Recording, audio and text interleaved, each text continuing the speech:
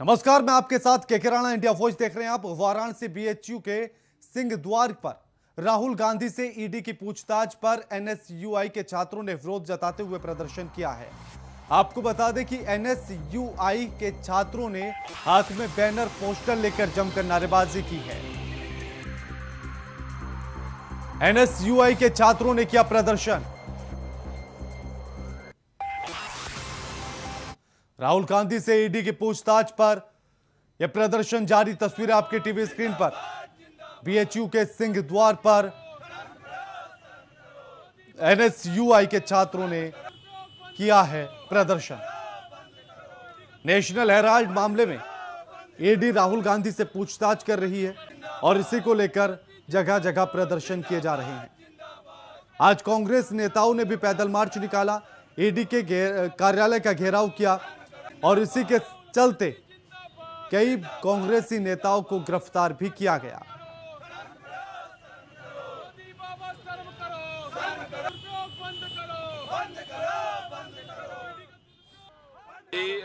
जिस तरीके से सरकारी संस्था नरेंद्र मोदी जी सरकारी संस्थाओं का दुरुपयोग कर रहे हैं, ईडी द्वारा राहुल गांधी जी और सोनिया गांधी जी को सम्मन भेजा गया है। आज उसी के उस चीज़ को लेकर हम लोग बीएचयू के सिंह द्वार पर विरोध प्रदर्शन कर रहे थे। जिस तरीके से सरकारी संस्था नरेंद्र मोदी जी सरकारी संस्थाओं का दुरुपयोग कर रहे हैं, ईडी द्वारा राहुल गांधी जी और सोनिया गांधी जी को सम्मन भेजा गया है। आज उसी के उस चीज़ को लेकर हम लोग बीएचयू के सिंह द्वार पर विरोध प्रदर्शन कर रहे थे। जिस तरीके से सरकारी संस्था नरेंद्र मोदी जी सरकारी संस्थाओं का दुरुपयोग कर रहे हैं, ईडी द्वारा राहुल गांधी जी और सोनिया गांधी जी को सम्मन भेजा गया है। आज उसी के उस चीज़ को लेकर हम लोग बीएचयू के सिंह द्वार पर विरोध प्रदर्शन कर रहे थे। देश भर में कांग्रेस के कार्यकर्ताओं का विरोध प्रदर्शन चल रहा है। पुलिस ने कांग्रेस के कई नेताओं को हिरासत में ले लिया है। रणदीप सुरजेवाला को हिरासत में लिया गया है। अधीर रंजन चौधरी, अशोक गहलोत भी हिरासत में लिए गए हैं। देश भर में कांग्रेस कार्यकर्ताओं का विरोध प्रदर्शन। पुलिस ने कांग्रेस के कई नेताओं को हिरासत में लिया। रणदीप सुरजेवाला को हिरासत में लिया गया और साथ ही अधीर रंजन चौधरी और अशोक गहलोत को भी हिरासत में लिया गया है।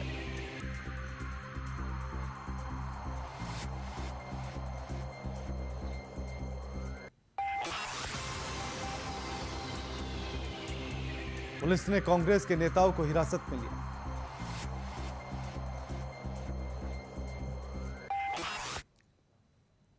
और खबर दिल्ली से है, जहां राहुल गांधी से ईडी की पूछताछ जारी है।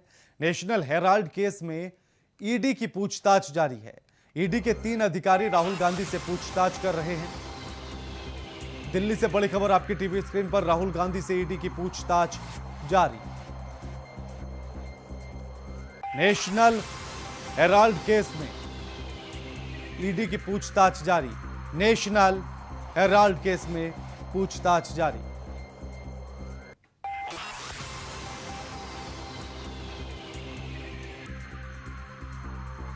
असिस्टेंट डायरेक्टर रैंक के अधिकारी पूछताछ कर रहे हैं राहुल गांधी से। डिप्टी डायरेक्टर रैंक के अधिकारी भी मौजूदगी है पूछताछ में, यानी कि वो भी पूछताछ कर रहे हैं।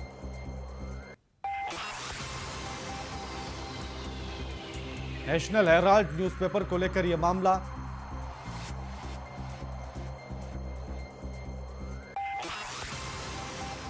और अब ग्राफिक्स के जरिए से समझिएगा कि आखिर क्या कुछ पूरा मामला है। नेशनल हेराल्ड कुछ स्वतंत्रता सेनानियों के द्वारा शुरू किया गया एक न्यूज़पेपर, एसोसिएट जर्नल्स लिमिटेड के द्वारा प्रकाशित होता था समाचार पत्र। 2008 में पेपर 90 करोड़ रुपए से अधिक के कर्ज के साथ बंद हो गया। एसोसिएट जर्नल्स की संपत्ति में हेराफेरी का आरोप। राहुल सोनिया पर धोखाधड़ी का आरोप लगाया गया। इक्विटी लेन देन से संबंधित है नेशनल हेराल्ड मामला। 2010 में एसोसिएट जर्नल्स की कंपनी घाटे में चली गई। 2011 में एसोसिएटेड जर्नल्स की होल्डिंग्स 2010 में स्थापित यंग इंडियन लिमिटेड के निदेशक राहुल गांधी थे। पूरे मामले में यंग इंडियन लिमिटेड की मिलीभगत से खेल हुआ था। 2000 करोड़ रुपए से अधिक की संपत्ति का 50 लाख रुपए में भुगतान किया गया। 2012 में अधिवक्ता सुब्रमण्यम और 2014 में पहली बार ईडी ने इस मामले में मनी लॉन्ड्रिंग भांपने की बात कही। दोबारा से 18 सितंबर 2015 को ईडी ने इस मामले पर जांच करना शुरू किया।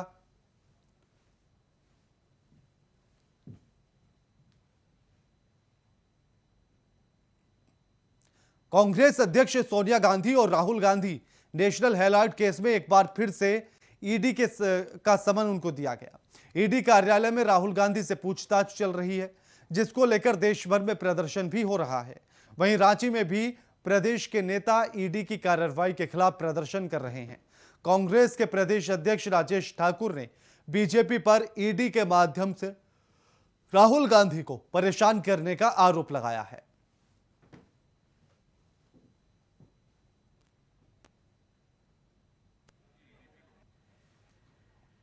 एक बार फिर से राहुल गांधी और सोनिया गांधी को ईडी ने समन भेजा है।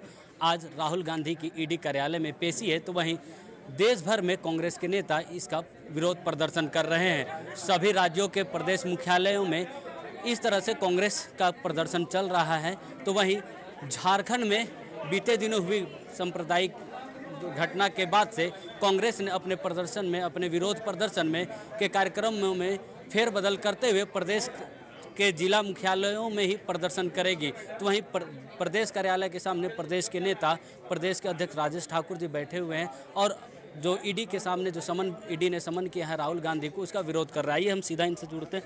अध्यक्ष जी, आप ईडी ने एक बार फिर से गांधी परिवार को समन भेजा, आज राहुल गांधी जी की पेशी भी है। देखिए, आज समन किया गया है आदरणीय राहुल गांधी जी को ईडी कार्यालय में। उसके विरोध में हम लोग पूरे देश में धरना प्रदर्शन के माध्यम से ये बताने का काम कर रहे हैं कि आप एक स्वतंत्र एजेंसी हैं, ईडी हो या सीबीआई हो, आप गुलाम एजेंसी की तरह काम मत कीजिए। आप किसी राजनीतिक एजेंडे के तहत काम मत कीजिए। किसी का आप पॉलिटिकल टूल्स मत बनिए। उन्हीं सारी चीज़ों को लेकर के हम लोग आज पूरे प्रदेश में वैसे धरना प्रदर्शन का कार्यक्रम है। सभी जगहों पर उपायुक्त के माध्यम से हम लोग राज्यपाल को पत्र भेज रहे हैं और वो गृह मंत्री तक जाएगा कि ईडी का दुरुपयोग न हो। और हम चाहते हैं, चेतावनी भी देते हैं और आग्रह भी करते हैं कि ईडी एक स्वतंत्र इकाई के रूप में काम करे, तभी जा कर के उसकी जो स्वतंत्रता या यूँ कहिए उसकी जो साख है वो रह पाएगी, वरना उनकी साख खत्म हो जाएगी। पिछले बार भी जब राहुल गांधी जी को समन भेजा गया तो इसी तरह का एक पॉलिटिकल स्टंट हुआ था। दिल्ली के सड़कों पर भी कांग्रेस के नेता उतरे थे, इस बार भी फिर उसी तरह से। तो क्या एक ईडी पर एक पॉलिटिकल प्रेशर? नहीं, देखिए, ईडी को अपना काम करना है। पॉलिटिकल कोई स्टंट नहीं है। जो पॉलिटिकली मोटिवेटेड होकर के जब ईडी काम करेगी तो हम लोग भी पॉलिटिकल रूप से उनका विरोध करेंगे। इसमें कहाँ कोई दिक्कत की बात है। जब आप एक पॉलिटिकल पार्टी के कहने पे कार्रवाई कर रहे हैं तो हम तो पॉलिटिकल पार्टी ही हैं और हमारे नेता को परेशान किया जाएगा, हम चुप बैठे, ये संभव नहीं।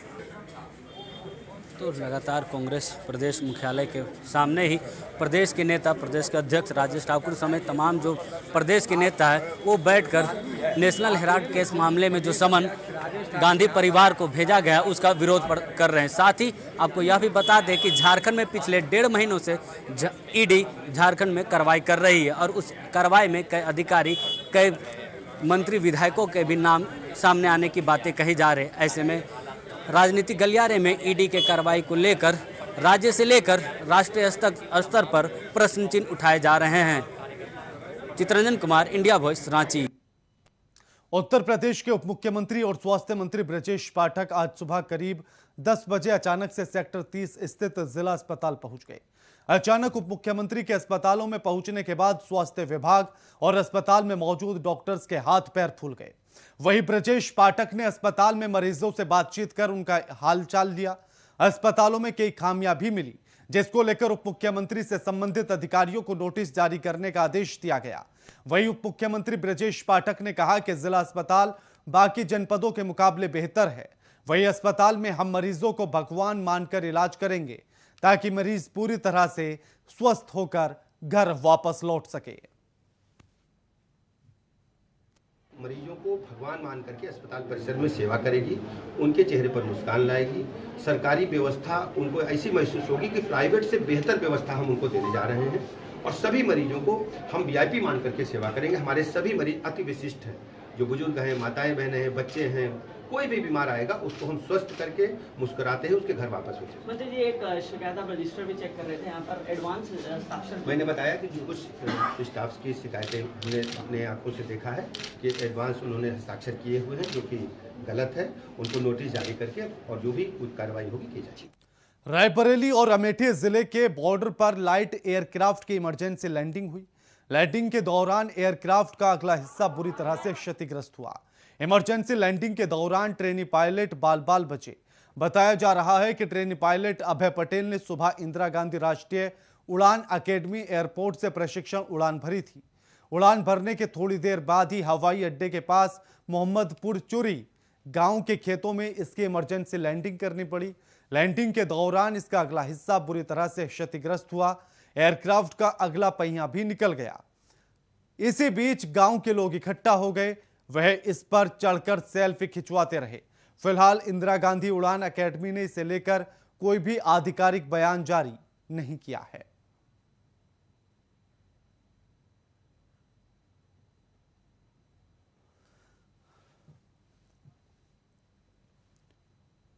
योगी सरकार में बुलडोजर का खौफ इस कदर हावी है कि पूर्व कैबिनेट मंत्री और अमरोहा विधायक महबूब अली ने अपने ही आवास के आगे हुए अवैध कब्जे को तुड़वा दिया है। दरअसल 3 दिन पहले नगर पालिका का सपा विधायक के आवास पर नोटिस चस्पा किया था, जिसके बाद महबूब अली के घर के बाहर अतिक्रमण खुद से हटा दिया है।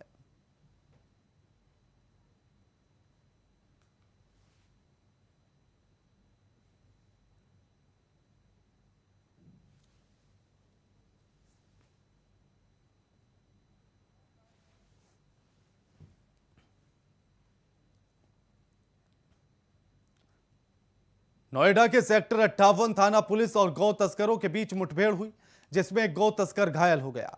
आपको बता दें कि पुलिस को सूचना मिली कि डासना से एक गौ तस्कर को गौमांस की तस्करी की डील करने के लिए दिल्ली जा रहा है।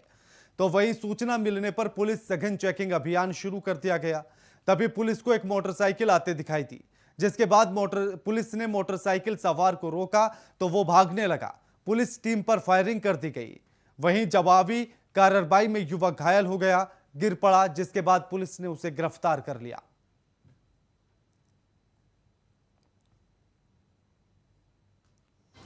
देखिए, कल सेक्टर 62 के गोलचक्कर पे एक संदिग्ध पिकअप को रोक करके चेक किया गया था। उसमें काफ़ी मात्रा में गोमांस था। हम लोगों ने वहाँ 3 व्यक्तियों को वहाँ से पकड़ा। तीनों का नाम, एक का नाम रिजवान, एक सजाद, दूसरा सिराजू, तीसरा। ये तीनों डासना के रहने वाले हैं और इन लोगों से पूछताछ में इन्होंने बताया कि ये डासना के आसपास के एरियाज़ में ये इलीगल स्लॉटरिंग करते हैं और बाकी इस तरह के जो ये गोमांस उसको लेकर के गाजीपुर में जाकर बेचते हैं दिल्ली में। अमरोहा के गांव लोधीपुर बंजारा में पति ने लाठी डंडों से पीट कर पत्नी की हत्या कर दी। इसके बाद पति मौके से फरार हो गया। ग्रामीणों की सूचना पर पहुंचे विवाहिता के मायके वालों ने हंगामा किया। उधर सूचना मिलते ही सीओ सिटी, एसओ देहात पुलिस बल के साथ मौके पर पहुंचे। फोरेंसिक टीम ने भी मौके पर पहुंचकर साक्ष्य जुटाए। पुलिस ने मायके पक्ष के लोगों की तहरीर के आधार पर आरोपी पति के खिलाफ हत्या का मुकदमा दर्ज कर लिया। महिला के शव को पोस्टमार्टम के लिए भेज दिया गया है।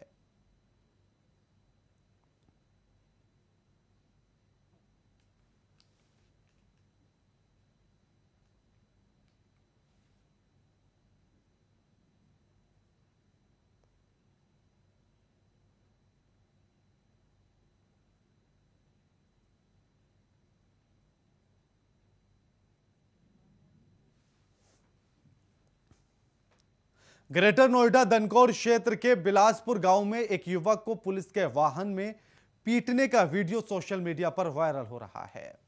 आपको बता दें कि भैंस चोरी के शक में पुलिस की मौजूदगी में युवक को पीटने की बात सामने आई। 53 सेकंड के इस वीडियो में युवक खुद को निर्दोष बताकर छोड़ने की अपील कर रहा है। वीडियो में पुलिसकर्मी भी युवक के साथ मारपीट करते हुए नजर आ रहे हैं।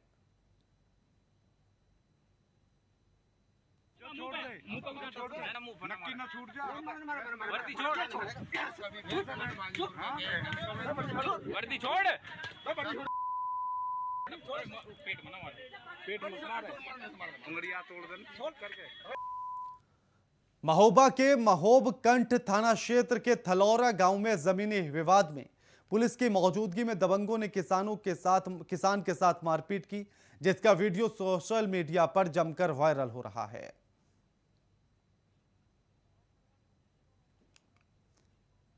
और अब आपको बता दें कि किसान के पिटने का यह वीडियो लगातार वायरल हो रहा है।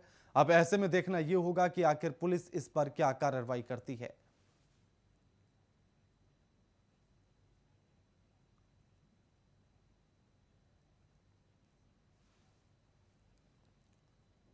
भागलपुर पुलिस शराब की तस्करी पर रोक लगाने को लेकर कितने भी हथकंडे अपना ले, लेकिन शराब तस्कर भी शराब तस्करी करने के लिए कई पैतरे आजमाने से बाज नहीं आ रहे हैं। कुछ दिन पहले ही शराब की 2 बड़ी खेप मिली थी। आज एक ऑटो में 116 बोतल विदेशी शराब बरामद हुई। हालांकि तस्कर और लाइनर मौके से फरार होने में सफल रहा। जानकारी के मुताबिक झारखंड से तस्करी कर एक ऑटो से शराब की खेप लाई जा रही थी। गुप्त सूचना पर पुलिस ने कजरैली बाईपास से ही पीछा करते हुए मधुसूदनपुर इलाके में रामपुर गांव स्थित एक बगीचे में शराब लदा ऑटो को जब्त कर लिया।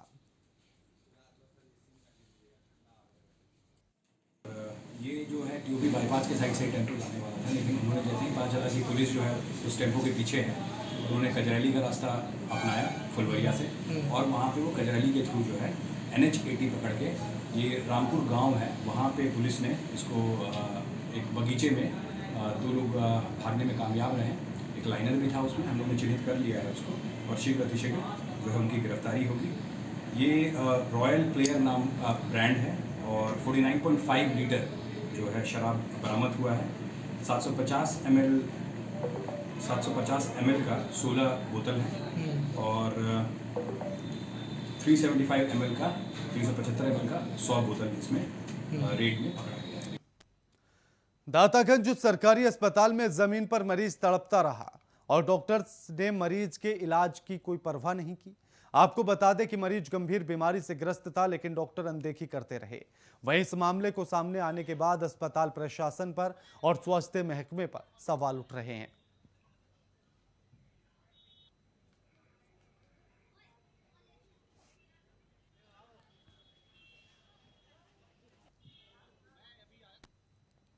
पश्चिम बंगाल से वन विभाग और ग्रामीणों के द्वारा खदेड़े गए 70 जंगली हाथियों का एक दल चाकुलिया सीमा में घुस आया, जिससे कि क्षेत्र में दहशत का माहौल है।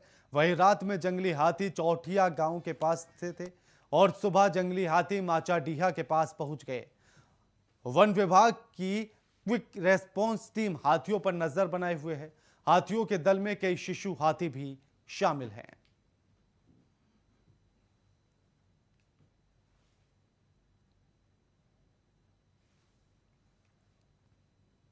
बुलेटिन में फिलहाल इतना ही। नमस्कार।